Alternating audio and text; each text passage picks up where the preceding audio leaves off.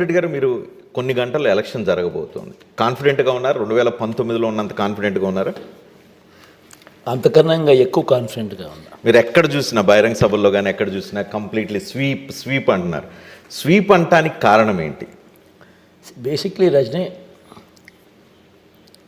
ఎలక్షన్లో 50% అన్నది threshold mark. And ఈరోజు ఎలక్షన్స్ జరుగుతూ ఉన్నది బైపోలార్. ఒక పక్క జగను, ఒక పక్క జగన్కు వ్యతిరేకంగా ఇంతమంది కలిసి ఒక కూటమిగా ఏర్పడ్డాం. So it's a bipolar election. దీంట్లో థ్రెషోల్డ్ మార్క్ 50%.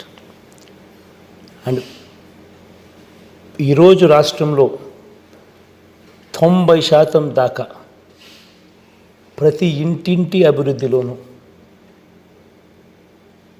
దేవుడి దయతో